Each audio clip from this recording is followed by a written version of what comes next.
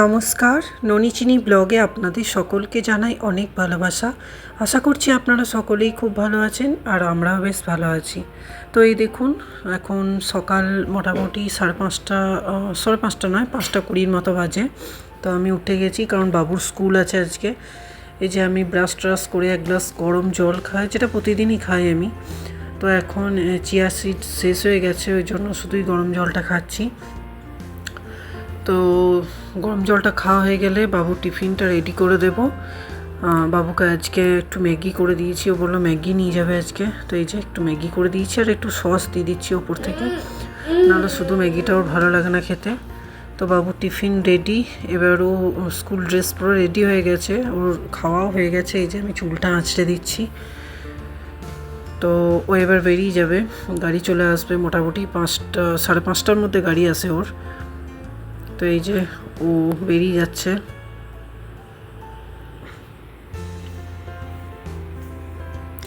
তো বেরিয়ে যাওয়ার পর আমি দুজনের জন্য 2 কাপ চা বসিয়ে দিয়েছি। আর আমার ঘরে যে কাজ করে ও চাটা খায়, আমরা 3 কাপই করি আর কি। তো এখনও আসেনি বলে 2 কাপ করলাম।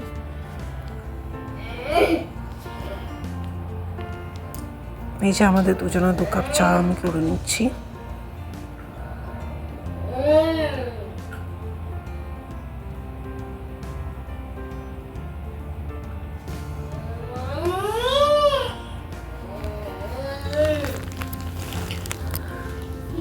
তো এই যে একদম দেখুন চায়ের কালারটা কেমন ভালো হয়েছে না চাটা।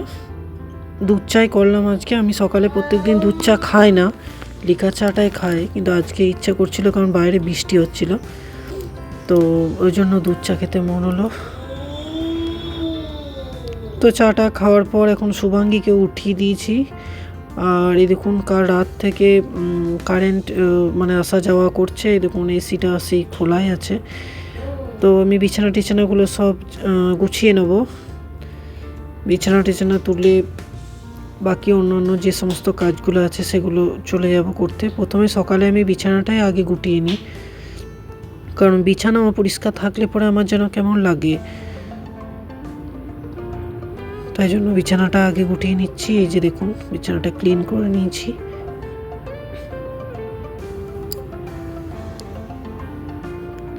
আর এই যে আমার রান্নাঘরটা আজকে একটু রং করছে। ওই যে আমার যে তাকটা আছে যে জিনিসপত্র রাখার, তো সেটা একটু কেমন মানে ঘুণ ধরার মতো হয়ে গেছে, মানে বর্ষাকাল তো এই জন্য একটু রং করে দিচ্ছে, ওর বাবাই করছে রংটা। আর আমি এদিকে চলে এসেছি, বাকি যে সমস্ত ফার্নিচারগুলো আছে সেগুলো একটু ডাস্টিং করে নিচ্ছি হালকা।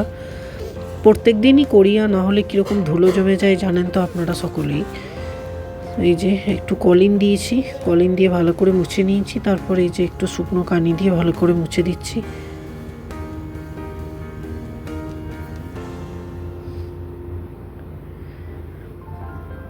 আমরা যারা গৃহিণীরা আছি, আমাদের প্রত্যেক দিন সকালের একই কাজ।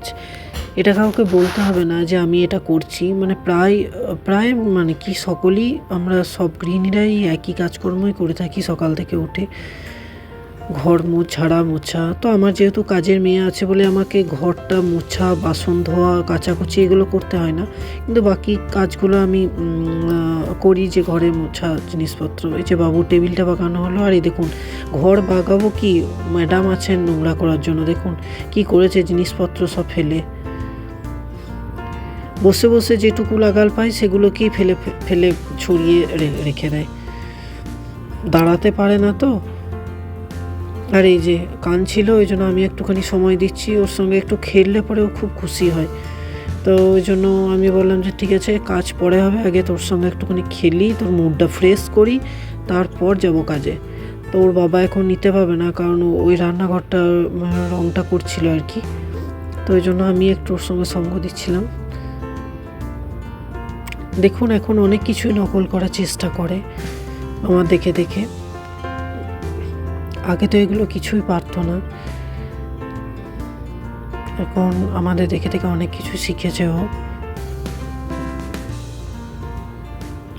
তো তারপর চান টান করে শুভাঙ্গীকে খাইয়ে দাইয়ে আমি চলে এসেছি পুজো টুজো করে একদম রান্নাঘরে।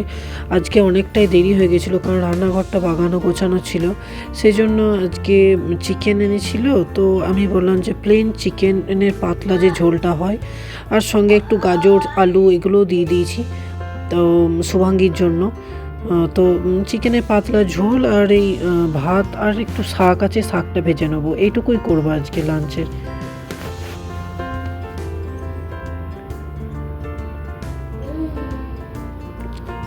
এই যে দেখুন আমার চিকেনটা প্রায় তেল ছেড়ে এসছে, এবার জল দিয়ে দেবো চিকেনটাতে।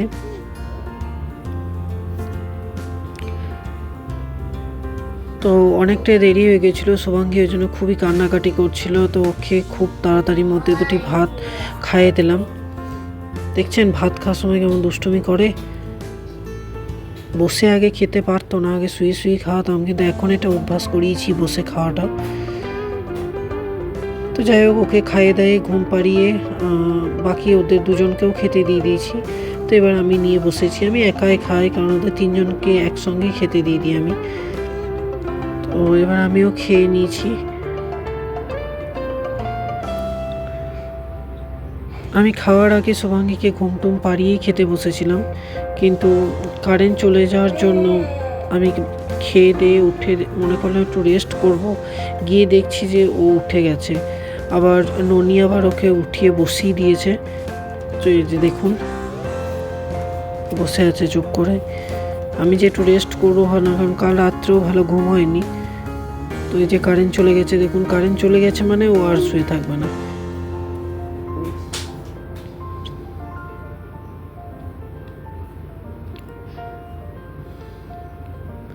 তো আমার সঙ্গে কিছুক্ষণ খেলাধুলো করলো, এবার খিদে লেগে গেছে।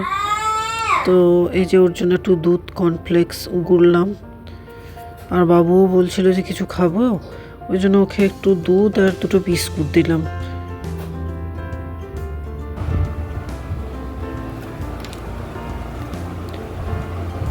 চলুন ওকে খাইয়ে নিই।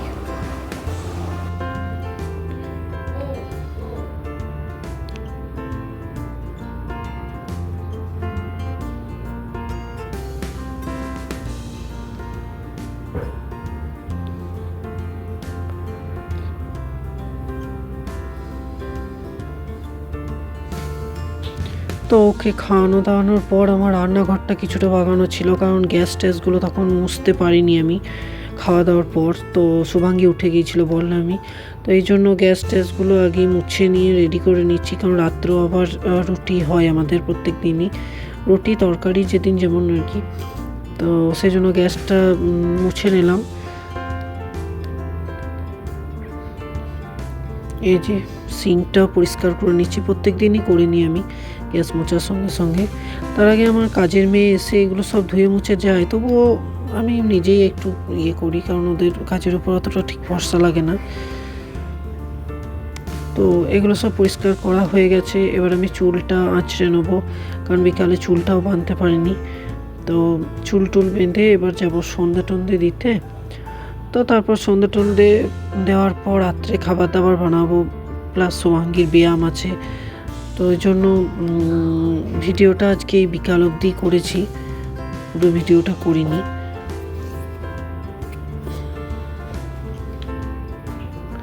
এই যে চুল টুল বাঁধা হয়ে গেছে আমার। একটু সিঁদুর ঠিকিয়ে নেবো, দেখুন আমার সিঁদুর কোটোটা, এটা আমাকে আমার বোন মানালি থেকে এনে দিয়েছিল, ওই জন্যই দেখালাম। তো এই দেখুন টেবিলটার কি অবস্থা, ওরা তখন খেয়েছে, তো এগুলো একটু গুছিয়ে পরিষ্কার করে রাখছি। এগুলো একটু ধুয়ে টুয়ে রাখছি, চাটাও খাওয়া হয়েছিল, সে কাপগুলো সব ছিল, তো এগুলো গুছিয়ে রাখছি। আর দেখুন শুভাঙ্গীকে ওর বাবা পড়তে বসিয়েছে, তো পড়ার বই ওর আছে একটা কিনে দেওয়া হয়েছিল, কিন্তু সেটাও নেয় না। তো ওই যে আমার যে ডাক্তারের প্রেসক্রিপশনটা ছিল সেটা দিয়ে এখন ওর বই হয়েছে।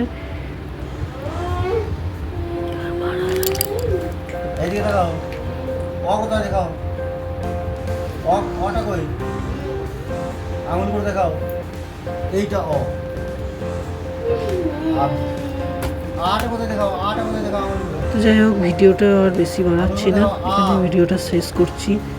তো ভিডিওটা কেমন লাগলো অবশ্যই জানাবেন, আর ভালো লাগলে অবশ্যই একটা লাইক করে দেবেন, যেটা প্রত্যেকদিনই বলি। আর প্লিজ একটা সাবস্ক্রাইব করে দেবেন আমার চ্যানেলটা। সকলেই খুব ভালো থাকবেন, সুস্থ থাকবেন। আর কিছু বলবো না, এটুকুই বলার ছিল।